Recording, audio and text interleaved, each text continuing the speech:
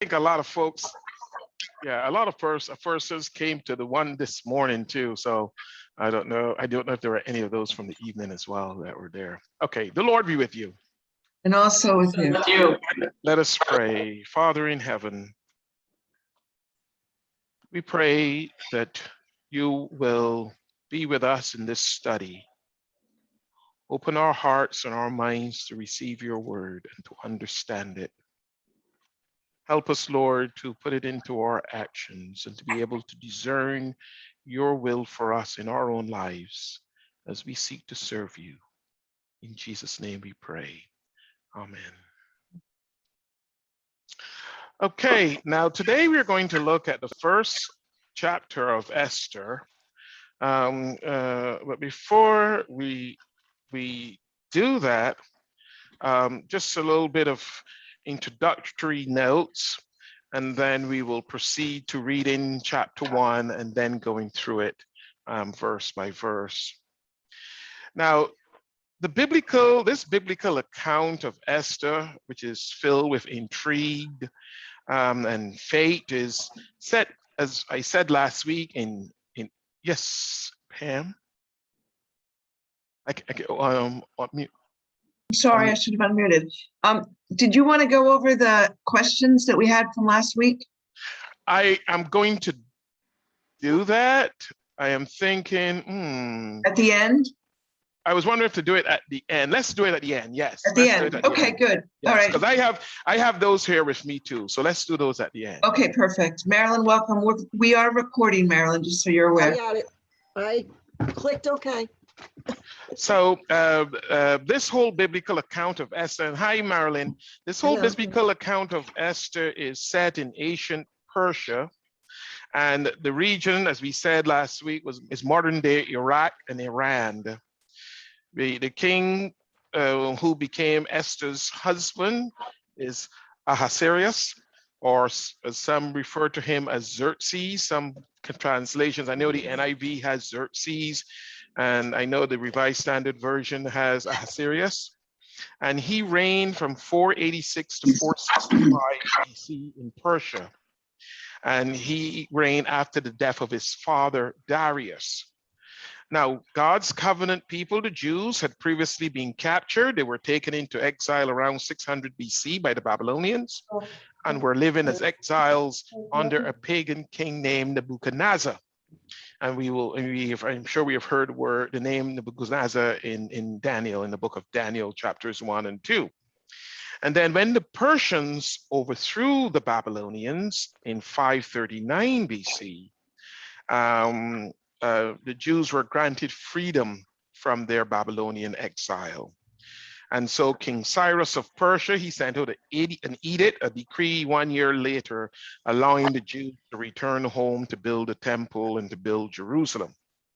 However, there were many others, including Esther and Mordecai, who remained in their regions, and they assimilated into the Persian culture and society. And so much like how immigrants today assimilate into the whole melting pot that is a part of the American society. So they became like immigrants within the Persian Empire. And Esther takes place about 50 years after that, in around 480 BC.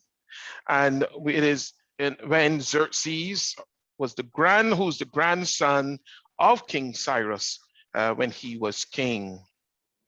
And so Esther takes place at a time when many Jews were scattered around the Persian Empire, although some of them had returned to Jerusalem already. Now, one of the things I'm going to ask you each week after each chapter, and I want you to think about it, is that I'm going to ask you a question each week. And the question I'm going to ask you is, how is God at work in this book? How is God at work in every chapter? And the reason why I'm doing this is because there's no direct mention of God. And so, but we do believe that God is playing a very vital and important role in the book. And so I want you, when we read the chapter and when we go through the study, just to think of, if you could think of any way you see God being at work in the book. And sometimes I may ask you, how does this point us to Jesus as well? Because there are references that do that do that. So let us read chapter 1 of Esther.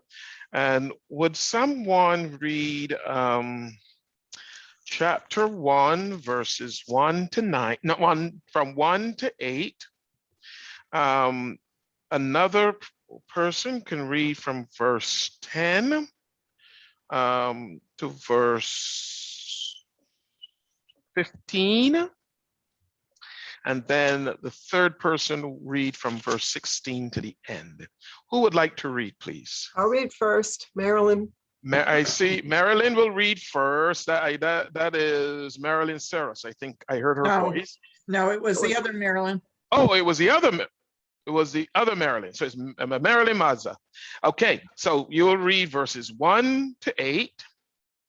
And who will read from 9 to 15? Carol, I see Carol's hand.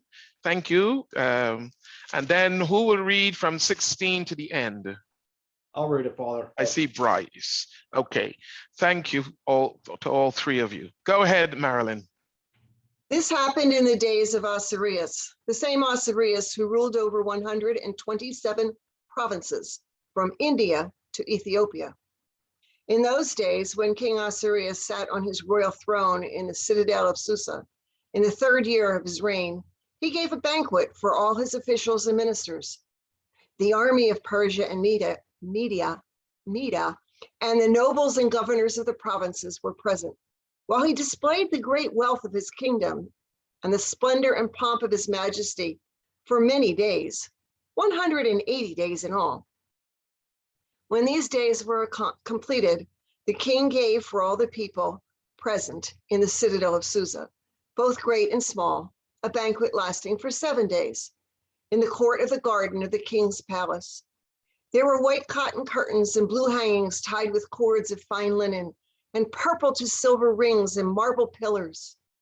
There were couches of gold and silver on a mosaic pavement of the periphery, marble, mother of pearl, and colored stones. Drinks were served in golden goblets, goblets of different kinds, and the royal wine was lavished according to the bounty of the king. Drinking was by flagons without restraint, for the king had given orders to all the officials of his palace to do as each one desired. Thank you, Marilyn. Carol? Queen Vashti also gave a banquet for the women in the palace which belonged to King Ahasuerus. On the 7th day, when the heart of the king was merry with wine, he commanded Mehuman, Biztha, Harbona, Bigtha, Abagtha, Zathar, and Carcass, the 7 eunuchs who served in the presence of King Ahasuerus, to bring Queen Vashti before the king with her royal crown in order to display her beauty to the people and the princes, for she was beautiful. But Queen Vashti refused to come at the king's command delivered by the eunuchs. Then the king was angry and his wrath turned on him. Then the king said to the wise men who understood the times, for it was the custom of the king, so to speak, before all who knew law and justice and were close to him, Karshana, Shethar, Admatha, Tarshish, Meres, Marsena, and Memucan, the 7 princes of Persia and Media, who had access to the king's presence and sat in the first place in the kingdom, according to law, what is to be done with Queen Vashti because she did not obey the command of King Ahasuerus delivered by the eunuchs. Thank you, Carol. Price and Carol, very well done with those names. Excellent. Go ahead. Thank you. Yeah, I mean that. I really do mean that. Bryce, thank What you, is it? Carol. Verse 16. 16 to the end. Okay. Eunuch answered the king and his nobles, Queen Vashti was wrong, not only the king, but also every noble and citizen throughout your empire. Women everywhere will begin to despise their husbands. When they learn that Queen Vashti had refused to appear before the king, Before this day is out, the wives of all the king's nobles throughout Persia and Midian will hear what the queen did, and will start treating their husbands the same way. There will be no end to their contempt and anger. So if it pleases the king, we suggest that you issue a written decree, a law of the Persians and the Medians that cannot be revoked. It should be ordered that the Queen Vashti be forever banished from the presence of King Xerxes, and that the king should choose another queen more worthy than she. When this decree is published throughout the king's vast empire, husbands everywhere, whatever their rank, will receive their property respect from their wives. The king and his nobles throughout this made good sense. So he followed Mecca's counsel. He sent letters to all the parts of the empire, to each of the province in his own script and language, proclaiming that every man should be the ruler of his hometown, of his own home, and should say whatever he pleases. Thank you, Bryce. Thank you, Carol. Thank you, Marilyn. Good. Now, let us delve into it. You will find that the first 4 verses of the book provides the setting for most of the book, and it links the story with the earlier Jewish history.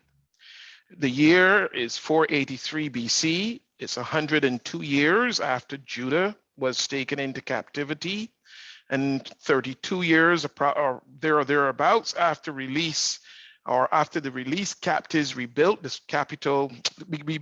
temple in Jerusalem, which was in 516 BC. And it's about 40 years before the return of Nehemiah to repair the walls of Jerusalem. And so in the first 4 verses, we hear this is what happened during the time of Xerxes. The Xerxes who ruled over 127 provinces, stretching from India to Kush, or to Ethiopia, as some translations may have. At that time, King Xerxes reigned from his royal throne in the citadel of Susa. And in the 3rd year of his reign, he gave a banquet for all his nobles and officials. The military leaders of Persia and Media, the princes and the nobles of the provinces were present.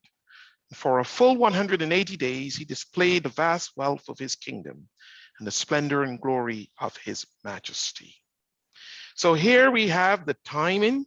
It was during the reign of King Xerxes or Ahasuerus, and the place is the Persian palace of the king in Susa, which was really his winter palace. That's where he used to spend his time during the winter. There were 4 principal capitals of the Persian Empire, which also included Ecbatana, Babylon, and Persepolis. And so we find here Susa is what is now a modern day Iranian town called Shus, S-H-U-S-H. And it's about 200 miles from Babylon and about 150 miles from the Tigris River. Now, Susa was the place of Daniel's vision 70 years earlier. And you can read that in Daniel chapter 8 and verse 2. Also, Ahasuerus or Xerxes' kingdom extended, as we heard, from India to Ethiopia. It included Israel and Judah. And Persia was a world empire for about 200 years prior to its fall to Alexander the Great. And those 200 years ranged around 536 to 331 BC. Now, included in this setting, you see the vastness of the kingdom. There are 127 provinces, but there's also the grandeur and the sumptuousness of the palace at Susa, which tells you that there is a wealth to the empire, a richness to the empire. And apparently not restrained by state affairs, the king displays his power through a series of banquets. The first lasted 180 days, half a year according to our calendar. Those of us who have done, and we will see a little bit of that coming out, those of us who have done the book of Revelation will know that numbers have certain symbolisms and that they don't necessarily mean exactly the exact amount that you see there.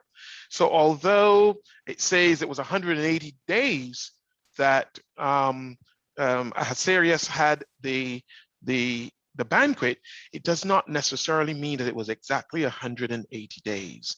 What it means is that it lasted for a very, very long time. It was not we have our banquets and you go for 3 or 4 hours, it's finished. No, this went on for days, but not necessarily that it went on for half of a year. The reason for the banquet, we are not told why he had this banquet. But apart from displaying his power as king, it is quite possible that he was meeting with his nobles, his ministers, his officials to discuss and to plan a war against Greece at the time, because there would be eventually a war between Greece and Persia, and Greece will win. And so it was his opportunity to display his power, to display his wealth, and probably to get his guests to be confident that he was capable of defeating the Greeks. And so he was seeking to gain their support for this invasion of Greece. No doubt he probably wanted to drunken them too, so that they will have confidence in him and they will know what the heck they were saying anyhow. But as I said, he was successful in the invasion, and he is very much remembered for failing to defeat Greece. Then there's a couple of words I want us to put into context. We have heard some of them already here in this first 4 verses. One word that is used throughout the book is the word rule or reign, or some other derivative of it. And it's mentioned several times in various forms in the book, and it is meant to emphasize the king's power. So you see in verse 1, for example, it says, this is what happened during the time of Xerxes. The Xerxes who ruled over 127 provinces, stretching from India to Kush. At that time, King Xerxes reigned from his royal throne in the citadel of Susa, and in the 3rd year of his reign, he gave a banquet for all the nobles and officials and blah, blah, blah. So already you can see this word rule or reign is going to come through the whole book. Later on in the same chapter, in fact, you would have read that he even uses himself in the 3rd person pronoun. Instead of saying me, he calls himself King Xerxes. So you will see that coming up later on. So there is much power in the name of king. And obviously he seems to love that. The other word that we need to watch for is the word banquet, because there are 10 of them in the book. I have to say there are 10 chapters, 1 for each chapter, although that is not how it's divided, but there are a lot of banquets there. You will see banquets in chapters 1, 2, 3, 5, 7, 8, and 9. So there will be banquets throughout the book, and we will be touching on all of them. As you will realize, as we just read, there are 3 banquets already out of the 10 in chapter 1 alone. And one of the things I also would like to mention is that the word banquet occurs more times in Esther than anywhere else in the Old Testament, in anywhere else of the Hebrew scriptures. So that is one thing that we should look at. In chapter 1, you will see that, or we have just read that there were 2 banquets hosted by the king, one lasting 180 days, one lasting 7 days. And then we see in verse 9, Queen Esther is hosting a banquet for the ladies. So, it's almost like, well, if that man over there, my husband, can have for men, I can have one for the women as well. So we see that coming out, and you will see a similar 3 feasts at the end of the book in chapters 8 and 9 as well. So we find then that in the first banquet, you see, for a full 180 days, he displayed the vast wealth of his kingdom and the splendor and glory of his majesty. And this banquet was for the military leaders. It was for the princes. It was for the officials, the nobles, the ministers. This was for the high class of society. The first banquet was for. And then when we look at verse 5, we see there's a second banquet that he's hosting. When these days were over, the king gave a banquet lasting 7 days in the enclosed garden of the king's palace for all the people, from the least to the greatest. So now the officials had their own private due for all that long time. Now he's going to allow the whole kingdom, whoever wants to come, poor, middle class, rich, to be a part of this second banquet. So it's held for the people of Susa, particularly, because I doubt anybody else from around the kingdom would want to come. So it's held for the people of Susa particularly. And it would mostly likely, again, be men of the council, but at the same time, it was open for any and everyone. Now, what we see happening here is that the palace is beautifully decorated. Verse 6 tells us the garden had hangings of white and blue linen, and these incidentally are the Persian royal colors. So blue and white were the royal colors of the king. And you see they were fastened with cords of white linen and purple material. And purple, again, is a regal color, a royal color, not necessarily the national colors of Persia, but yet still a royal color for a king. And these purple material, fastened with cords of white linen and purple material to silver rings on marble pillars. And then it goes on to talk about there were couches of gold and silver and a mosaic pavement of porphyry marble and mother of pearl and other costly stones. So you could tell the grandeur, the prestige, the work that has gone into putting on these banquets and making the palace look really elegant for the king. So again, it displays this king's wealth. He is a fussy guy. He likes to display his wealth, and so we see it here. And then in verse 7, wine was served in goblets of gold, each one different from the other. Can you imagine that? That these goblets were different, each one different from the other. And the royal wine was abundant. Obviously, it was flowing. It was like water, maybe even more than water. And in keeping with the king's liberality. By the king's command, each guest was allowed to drink in his own way, for the king instructed all the wine stewards to serve each man that he wished. So one thing we must know about Persia is that when it came to wine goblets, they were very proud of their goblets. They had lots of different ones, and so it was something that they fancied themselves. And the custom was in Persia at the time is that when the king drank, everyone drank at the same time. In this case, we see that the king has changed that rule. And so, I mean, Persia was known for its excessive drinking, but we find that in verse 8, it appears that on this occasion, no one was compelled to drink. They could drink as they desire. So if they didn't feel like drinking, they didn't have to. And if they want to drink as much as they want, they could. And so we see this.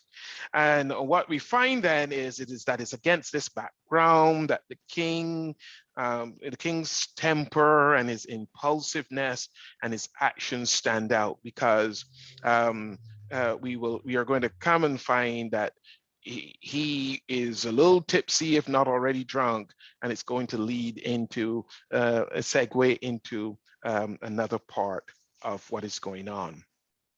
But before he does that, we find in verse 9 that the queen also gave a banquet for the women in the royal palace of King Xerxes. And one of the things that we need to realize, which is important, is that although the queen is given this banquet, and she gives this banquet at the same time that the king is given his second banquet, yet still you realize that although she's the queen and the palace is where she lives and so forth, it is not really her palace, it's the king's palace. And so you see that she's given a banquet for the women in the royal palace of King Xerxes, not in her royal palace. So that is interesting to point out. There's no details that are given of this banquet, so we don't know how much the women were drinking, if they were drinking wine or if they were drinking grape juice or water or orange juice. We don't know. There's no details that have been given. But obviously it tells us that the party that she was giving is not as important as the king's party, because there's a lot that is in detail about the king's party and not much mention of hers, except that she was given this party. What it does do, however, is that in those days, obviously it appears that women were not so much like the Jewish women. The Persian women were not like the Jewish women. The Persian women had a little bit of clout, and so they could be hosting their own party. They could have their own party.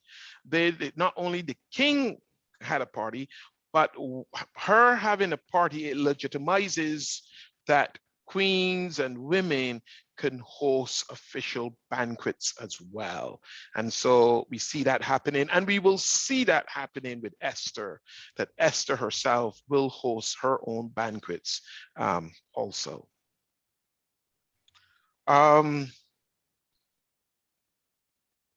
questions thus far? Nope. Okay, no questions? All right. So then we find then in verse 10 is what seems to happen, and this is how we know that the two parties are going on together. What seems to happen here is that the king will send for the queen and she does not come. So we hear in verse 10, on the 7th day when King Xerxes was in high spirits from wine, high spirits. And obviously we could tell he was laughing loudly. He was intoxicated, and he commanded the 7 eunuchs. We all know what eunuchs are, and these eunuchs were servants to the king. These 7 eunuchs: Mehuman, Biztha, Harbona, Bitha, Abatha, Zethar, and Carcass. And they were sent, and note here, I want you to realize that there were 7 eunuchs. Now we know what the word 7 is, that magical number. There were 7 eunuchs, which tells us that there's a perfection, there's a completeness of these eunuchs, that when King Xerxes sent them, they wait representing him in all his fullness. And so we have these 7 eunuchs going, and they were sent to bring before him Queen Vashti, wearing her royal crown. And some will think maybe in those days a royal crown would probably be some cloth, some turban kind of thing on her head, and she probably would have had some kind of tiara or something, but it would have been quite fussy and that sort of stuff. And he wanted her brought so as in order to display her beauty to the people and to the nobles, for she was lovely to look at. But when the attendants delivered the king's command, Queen Vashti refused to come. Then the king became furious and burned with anger. And so we find this here, that is that on this day of the king's banquet, he and these men in attendance, they had drunk too much to be completely sober. The king requested his beautiful queen to wear her crown. And as I say, it would have been coming like a turban, probably the royal colors of blue and white. And he wanted her to parade and display her body in front of his friends and him. And to show, well, you know, this is my wife. See how nice she looks, that sort of stuff. And so he was in for a rude awakening, because when he does send the command, she refuses. And what it does is that it sets the scene for Esther to come into the picture eventually. Now, one of the things we have to realize is that we are not told why Vashti refuses to come to the king, which adds to the intrigue of the story. But there's a number of reasons that could have been possible. One, under Persian rule, Vashti had the right to refuse to come. On the Persian law, Vashti had a right to refuse. That was the custom. That was a custom in their day, a law in their day. So she took that and she refused. The custom that strangers were not allowed to look at the beauty of Persian wives. It was forbidden for Persian wives to unveil themselves to men other than their husbands. And so really and truly, if King Xerxes was not so drunk, he would have known that he was asking an unreasonable request of his wife, and would have probably remembered, well, you know, she could come and parade before me, but not before these other men. And so, but again, he was in high spirits from the wine. Some also believe that it was possible that Vashti could be pregnant. And this is a very plausible, point, because at the time of this banquet took place in Susa, which means it was winter, since it was the winter palace of the king. And it is possible that the banquet was held the winter of 483 BC, which means that it was the year before the birth of Vashti's son, Artaxerxes, who was born in 482 BC. So it is very possible that when she was having this banquet and the king was having his banquet, that she was a pregnant woman and therefore did not want to come before all these folks with a bump. And therefore, one could be the reason why she did not come. It could also be simply that, well, she was hosting her own party, he was hosting his, and she wasn't leaving her women to go to his. Yes, Roseanne, unmute yourself, please. Yes. My Bible has an interesting footnote on that. It said that that she refused because God caused her to break out with leprosy. Oh, I've never heard that. What Bible is that? It's actually a Jewish Bible. It's called the Tanakh, and it's like. I did not know that. I didn't either, but there it's right in the footnotes, and it says, "Thus paved the way for her downfall." But she had leprosy. Yeah. That's another scenario. That's another scenario. Yes, Pam, have you heard that? Yeah, I read that when I was investigating Vashti as a person. It was written in the, I've forgotten the name of it. I think I wrote it down. The Jewish. Yeah, that's what. Yeah, I'm sorry. Is that the it wouldn't be the Septuagint, is it? This is the it's called the Torah. It's a Jewish Bible, yeah. Yeah, the Midrash. Yeah, Midrash says that she had leprosy.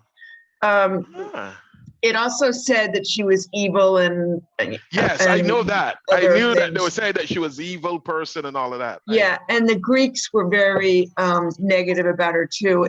A lot of it could simply just be, piling on, if you will. Yes. it from a historical path. But Point, I've read point. that too, Roseanne. It's Oh, interesting. it's interesting. That she I would have doubt had she would be leprosy. hosting a party if she Yeah, had with leprosy. Yeah. No, I don't. Yeah, You know, I doubt that. maybe she broke out in hives from something she ate, and they called it leprosy. That's a possibility. Yeah, because it said God caused her, so maybe he tried to like help her. Who knows? Oh, to stop her from going. Well, you Yeah. see, no. I mean, here you got it. How is God working through this? God Yeah. helped her, Yeah. so He will stop her from going. Yeah. But that is interesting. I'm glad you shared that because I don't recall. I mean, I don't recall reading that before, but it could be. But I may have looked at it and thought, "Oh, this is Yeah. ridiculous." Because I mean, as Pam said, you know, she was having a party, but it is possible that this is God's again. You see how His way, God yes. is working in the story. Exactly. Yeah, exactly. Yeah. Or it could be that it wasn't leprosy, it was Yeah. some skin condition. Condition. Yeah. Right. Yeah. And it could have been. It could have been. Yeah. Maybe the baby was doing something with it too. You never know. All right. But thank you for sharing that because You're welcome. You're welcome. to hear that. So all we know is there could be a number of reasons why she did not come. But we don't, and also we do not know what excuse she gave to the eunuchs. We are not told that in the book. But regardless to the reason, you can see that verse 12 tells us the king was furious and he was angry because obviously he was humiliated, and it meant that he was a public failure. His own wife, you know, it would be almost like what we will say, now who's wearing the pants in the house here kind of thing, when your wife refused to come when you ask her to come. So it would have been a public humiliation for him with all his friends there. So then we go on then and we realize in verses 13 and 14 and 15 that this whole matter of what Vashti does becomes almost like a legal matter. We read in verse 13, since it was customary for the king to consult experts in matters of law and justice, he spoke with the wise men who understood the times and were closest to the king.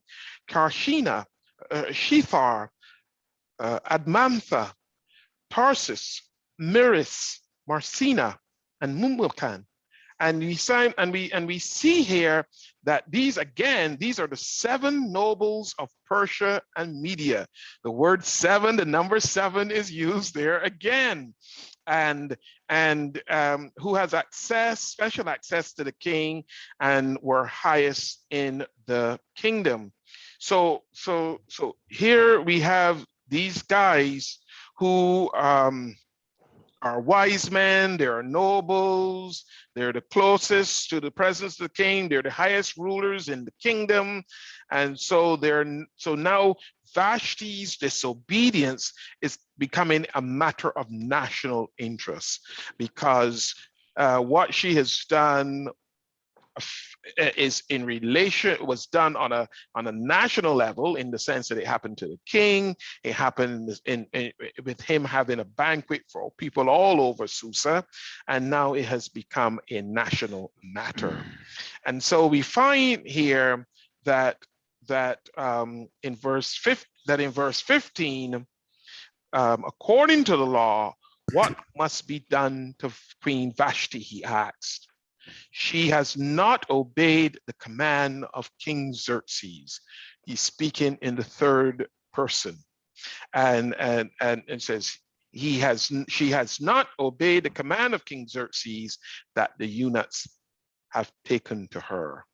So this is where now he wants from these 7 men, what should I do, or what can we do to what can we do as a matter of what she did? And what we find happening here is that Memucan, he gives his response and his advice.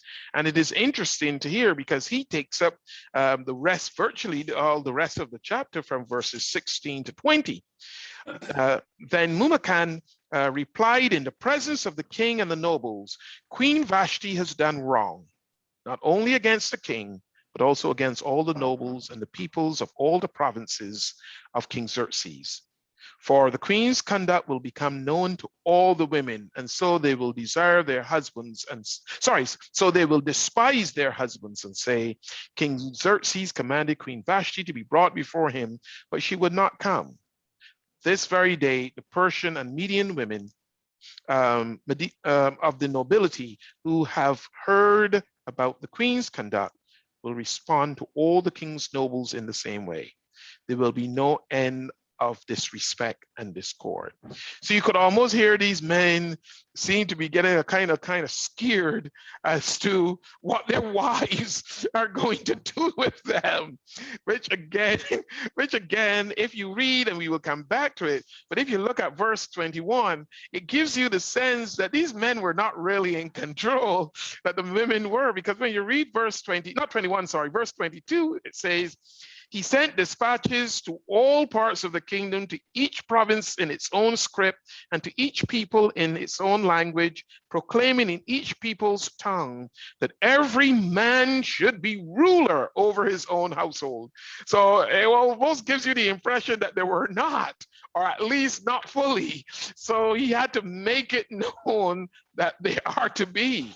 And so here we find in this whole passage that what Vashti did to Xerxes, that now the king and the queen has become representative of all husbands and wives in the kingdom. That people will follow the pattern that was set by Vashti, the wives will follow that pattern, and we will have chaos and disrespect in the kingdom. And so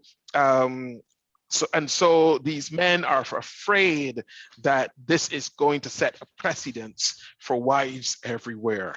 And that is why they got to think about how are we going to combat this and reverse this. So the opinion is they could be an uprising among women of the land, and wives everywhere will begin disrespecting their husbands.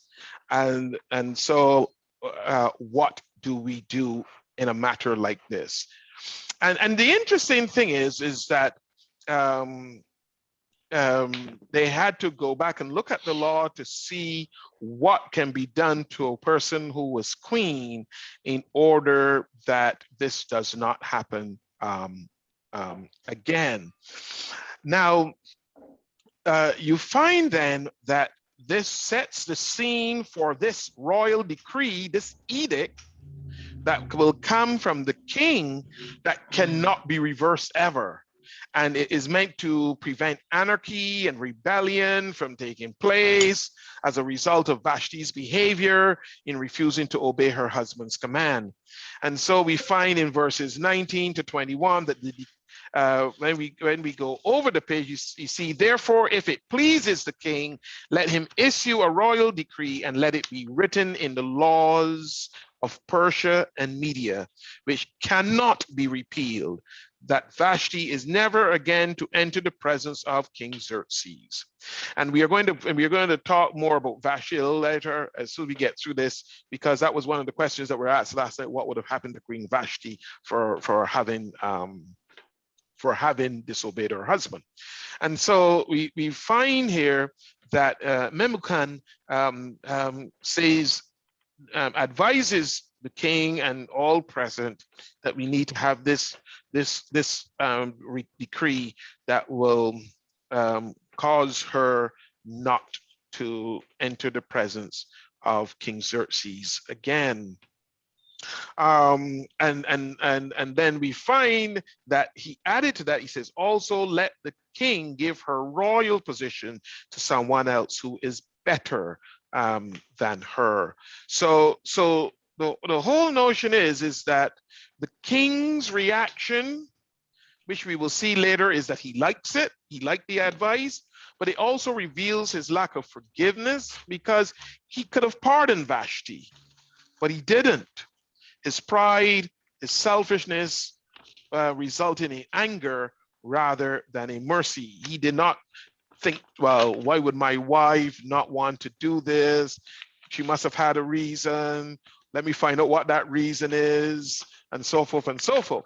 You will find that, I think is in verse 2, in chapter 2, that he's going to wonder a little bit, but the time was already past. And so he went along with Memucan's proposal. So his pride, his selfishness resulted in anger rather than mercy. And you will find too that although she got her position as queen removed from her, the next queen, Esther, will not come till 4 years later. She did not come immediately. You will find when we read earlier in chapter 1, all this was happening in the 3rd year in verse 3, where it says in chapter 1, verse 3, and in the 3rd year of his reign, he gave a banquet for all his nobles and officials. Now, when it comes to Esther coming on the scene, Esther doesn't come on the scene until chapter 2, let me see, verse 16, where it is, where it says,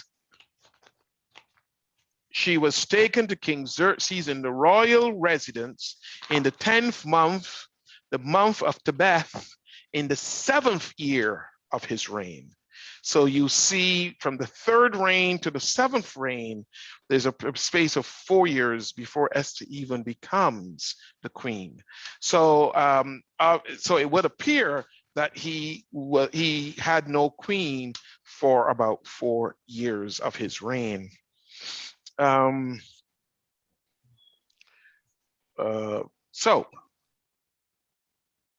So you can hear the post office, it was like Christmas, because this decree got to get out to all the whole city, and or maybe election day where all the mail is going all over the place. And so this decree is going so that everybody can get it, that women are to respect their husbands from the least to the greatest. And then in verses 21 and 22, we read, the king and his nobles were pleased with this advice. So the king did as Memucan proposed. He sent dispatches to all parts of the kingdom, to each province in its own script, and to each people in its own language, proclaiming in each people's tongue that every man should be ruler over his own household. And as I said, it suggests or seems to indicate that men were not actually dominant in their households, that women had a tendency of doing their own thing at times. And so we may think that we have liberated women and women's lib now, but it seemed to exist in Persia quite some time ago, before Christ even came onto the earth, the way how the women were. Now, so Vashti is never again to come before the king, and she will be replaced by another queen. We are not told in the book of Esther whatever happened to Vashti, only that Vashti was never again to enter in the presence of Xerxes, and the king was to give her royal position to another. I think I heard Bryce's translation use the word banish from the presence of King Xerxes. But it could be that that she could have been taken away from her home city. She could have been in another part of the kingdom, or even in the palace. But the fact remains is that she no longer has the position that she once held. She does not have that sort of seniority as a woman. She does not have the respect any longer. One thing that it is interesting to learn about Vashti, and this is where the Greeks, I think the Greeks used to call her a mistress, I think it was, a mistress. They used to call her, because the Greeks really call Ahasuerus Xerxes and his wife a mistress. And one of the things about this is that it is believed that Amestris and Vashti are the same people. They have said about Vashti that she was a very influential. She was very influential in the early parts of her husband's reign, but obviously after she got removed, she no longer had that position any longer, that clout, that influence. However, it is believed that she will return when the king dies and his son, her son, Artaxerxes, he becomes king, and he becomes king at a very young age. He becomes king at the age of 18. So you can well imagine that with an 18-year-old boy, and the mother's still alive, and she was once a queen, and she wants to get back into the royal house and be up there again. She is believed to have had a very great influence on the son in his reign. Yes, Lorraine, unmute for me there. Unmute, Lorraine, unmute yourself, please.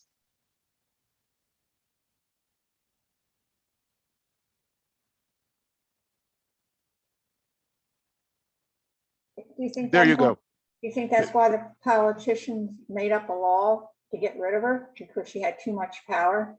And I think that That could be possible. That could be very possible. There is. I mean, Lorraine, you may be very true, because you heard Pam said before that she was said to be evil, and I've heard that as well. But the thing about it is, maybe they felt that, and maybe too, the fact that she refused, maybe because she felt that she had so much influence over the crown as well, and therefore that could be a possibility. So that could be a possibility, Lorraine. Very much could be. I got that idea from the movie that I saw. Ah, okay. And another comment I want to make it, when he got rid of her, that was probably the best day of her life. Who said that? An old drunk like that. It was the best day of whose life? Of his life when he got, huh? Of Vashti's life. Oh, Vashti's life when he got rid of her? Yeah. Oh. Then she didn't have to put up with him anymore. Oh, okay. He's an old drunk. But she lost the influence though of the crown. So Go ahead, Pam. my question is, if she was pregnant with Artaxerxes, Mhm. that's her third son. Child, yes. The other two may have died before. Well, they did before they took the crown, or Correct, before the were father died. murdered. But there are two children after Artaxerxes. Yeah, but Artaxerxes would have been possibly the fact that he got the crown. It is quite possible. I'm on the banished part. It's hard to have children if you don't ever see them. It's hard to have children. Look at that smile. Oh, you mean her children? But I mean, They're considered his children. Just saying. and they're saying from her? Yes. Well, From Amestris. You know, I mean, there's a whole question about whether or not Amestris is really Vashti, and you know, whether Vashti really exists. We know that it wasn't. It would not have been Esther, because there were some who were thinking that Amestris could be Esther as well. But we don't think it was Esther. No. That is an interesting question, but I know that Artaxerxes was her third child, and it's believed that the first two may have died. Yeah. And therefore, that is how he got the crown at the age of 18. Even like this morning, someone asked, well, did Esther have any kids? And if she had kids, where would they factor into the throne? And I said, and Iris is more about the throne than any of us. She knows about the throne better than any of us. But the thing about it is that even if Esther had children, Vashti being queen and was formerly married to the king, her children will still have taken precedence over Esther's in terms of any line of succession. So, but that's an interesting point that she had 2 children afterwards, and they're supposed to be his, and yet maybe she was not to come into his presence in public, but in private, you never know. Yeah, I just, and the other thing is, she was cat walking across the roof in a palace. well, I mean, it is Persia, right? And they were known for having harems. Yeah. And, I'm sure Xerxes had more children by other women. Of course. Of So, course. Of course. Of course. Of And maybe Who there knows? was a pool boy. Hmm? Maybe there was a pool boy. Well, you That never could know. Maybe. Although, really not in those days. That's why they talk about eunuchs. If you were hired by the king to take care of the harem, excuse me, you were a eunuch. You're a eunuch because So you weren't having any children by the pool boy. Because the king, but the king would not want. The king wouldn't want the guys who he's sending, who serve him, to be fooling around with the same women that he wants. That's why they were eunuchs. That's why they were eunuchs. Correct. That's why they were eunuchs. The pool boy, you never could tell. I mean, he may not. The king may not have thought that the pool boy would want to be doing that sort of thing. You never know.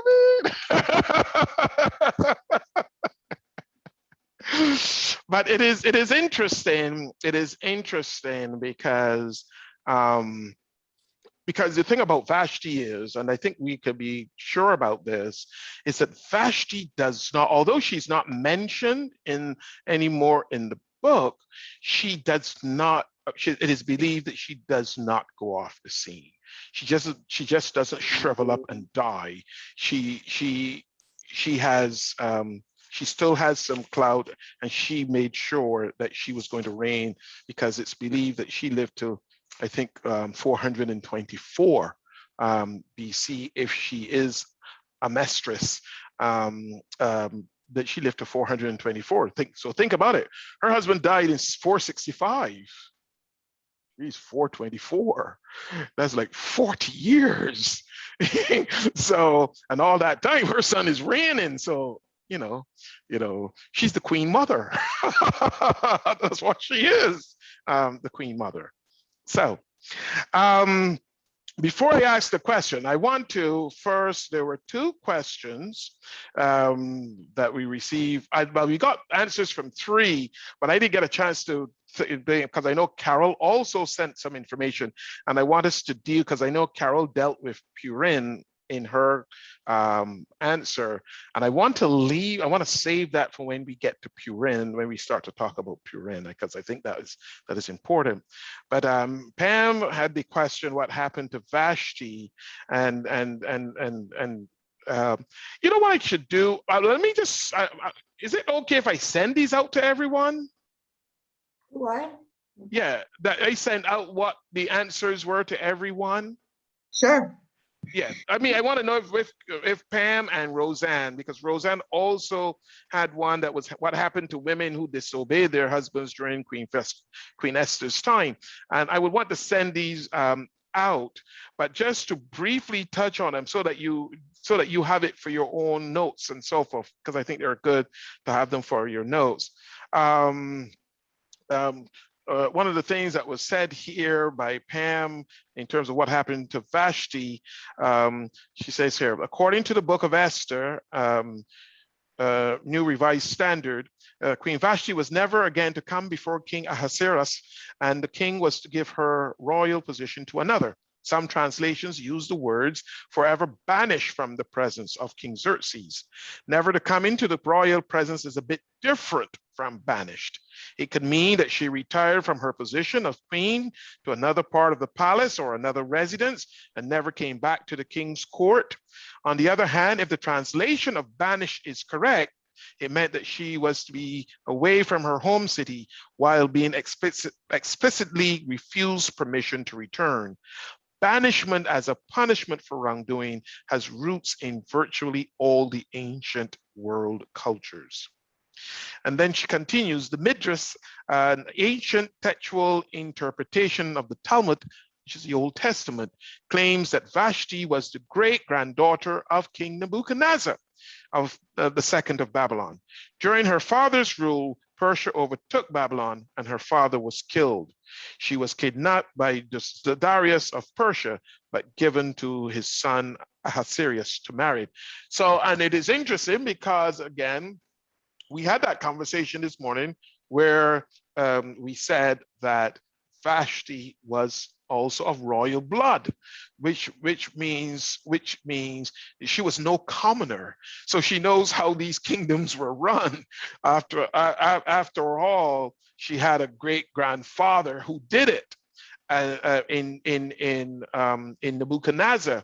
So the whole notion of her influence and so forth could all be wrapped up in that whole notion that she too was of royal blood and not just a commoner to the stage. According to women of ancient Persia, there's a Babylonian document that indicated that there were certain estates that were owned by or of the house of the woman of the palace during the reign of Artaxerxes. It is tempting to think that perhaps Amestris retired to Babylon when she was banished. And then there's a later reference from a Greek historian, Herodotus, about Amestris during her old age, which was scandalous but not uncommon due to the animosities between Greece and Persia at the time. The interesting thing to note is that she did live to an old age, having died in 424. She was at least 70 if she was married at the age of 14. So if Vashti was Amestris, she lived to a ripe old age. She was perhaps banished from the court during the last 13 years of Xerxes' rule, but she was well provided for with a house in Babylon and perhaps returned to Susa upon the death of Xerxes and lived either there or in Babylon until her death some 40 years later. So thank you, Pam, and that's great information, great information. And as we say, we believe that she returned to Susa or to the Persian when her son became king and influenced his reign as well. Now, Roseanne had a question, what happened to women who disobeyed their husbands during King Esther's time? And she wrote, some of the women were actually executed for disobedience. Stoning in the town square was a common method of carrying out a death sentence. Others who might have had a softer-hearted husband were beaten. It was considered a disgrace for a man to have a non-compliant wife, so to save face in the religious and social circles, this is how it was done. And so, you find that with the Persian Empire, what used to more, whereas you will find with the Jewish culture, the law covered every person. So if you were going to be killed, you were going to be killed, whether you had a soft-hearted husband or a hard-hearted husband. Whereas in Persia, it was more so of how the men feel that the wives should be handled. So it was a situation where the men, the husbands, dictated what kind of punishment could take place. So and we find that with Xerxes, he doesn't send Vashti to be killed or to be stoned. It was just that she could not be in his presence anymore. So it all depends on how it went.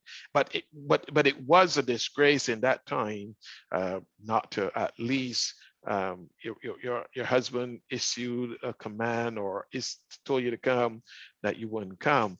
I made a joke this morning with one of the members, and I said, well, can you imagine her husband telling her, you need to do this? And I said, you can imagine what she might say. And she said, well, I might say, maybe. So that is what we said. So that's what we said. One member of the class has said this morning. So, but thank you, Pam. Thank you, Roseanne. thank you, Carol. When it comes to Purin, I want to mention about Carol's own, which is, I think, is great. Yes, Lorraine. We had another question last week. We were wondering where did the Persians get the money from? For all Yeah, I these- didn't get that answer. I can't remember who was to do that. I did not. I figured they invaded their neighbors and stole all their assets. and the thing about it is that things of that magnitude used to happen in those days as well. For example, Persia defeated Babylon. They could have taken their wealth. Yeah. That is quite possible because Persia and Babylon were in war and their wealth got taken away.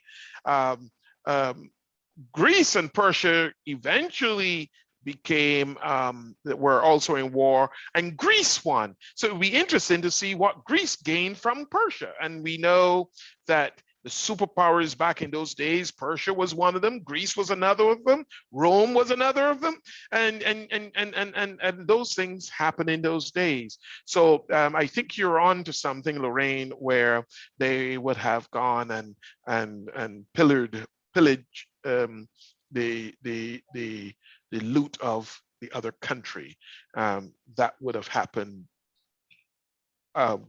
very easily, where they would have taken what belonged to the country that they invaded and won the battle. So yes, I agree with that 110%. Any other questions? Okay, so next week, we are going to look at chapter 2. We are going to be focusing on Esther. She becomes queen, and the whole notion of conspiracy and all of that that is going on. So read chapter 2, and we will study that for next week. Okay. Everybody happy? Yeah. Was that more easy than Thank you. Revelation? That was more easy Oh, than yeah. Revelation? But we're still working on our numbers. Hmm? We're still on the working on our numbers, yeah. numbers. Well, Revelation was good for that. Yeah. Revelation was good for that because it tells again numbers, and you see 7 playing out here in just one chapter. You see that the number 7 being used twice. So Right. it tells you the symbolism of these numbers. Okay, have a good night. Well, before we go, Carol, how's your mom doing? If I may ask, please. It's a little extra confusion today, but it's probably just a UTI. So we're going to start the antibiotics, and No, she will be okay. 107 in December, Oh, right? She will be 107 Oh, on wow. Veterans Day. Yeah. Oh my gosh. And I wait, believe she can make it. hold on. I said 107. Everybody goes, woo! When will she be 107, Carol? Is it On December? Veterans Day, Oh, November Veterans is 11th. November. It's November. Not even Is- December. It's November. So it's almost like next month. Is she recorded as one of the oldest living people in America? Well, I know that she's the oldest resident of Kingswood, and I know that she's the oldest client of Meals on Wheels, and I know that she's the oldest client of the Visiting Nurse Association, but that's as much as I know. I've never heard, the oldest person that I've ever heard of was 105. And that was like 20 years ago that I ran into someone whose Yeah. great-grandmother was like 105. Wow. Well, I will tell you this, Roseanne, not to prolong the conversation, but Juanita would also know this. We had a gentleman in Barbados who lived to 113. Oh, Wow. wow. Oh, my. Wow. And he lived to 113. In fact, I knew he had a son who taught me in school. And I also know his youngest son, who used to be an altar server or acolyte in another church, and I knew him very well, along with also. Oh, wow. And I will tell you what this man did. We have a custom in Barbados where when you turn 100, the head of state visit your home.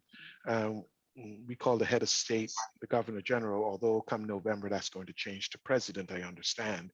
And the governor general will come and bring a message from the queen, as well as a bottle of, something, a non-alcoholic champagne or something to that effect. And this guy, at 100 years old, the morning that the governor general was coming, took a ladder, went up on top the roof of his house to do something before the governor general arrived. At 100. They must He lived to 113. They must be doing something right. I'll be happy to see 70. I'll be, to me, that's like, oh, that's the prize if I can make it another 11 years, but it's okay. Yeah, every You will. decade I go, hey, I made it. Yes. Oh, yes. Oh, yes. Good night, Oh, yes. everyone. Good Good night, night. everyone. Thanks very much, Pam, for hosting. God bless no everyone. problem. Good night. God bless. Night. Good night. Good night. See you next week. Bye-bye. See you next week. Bye.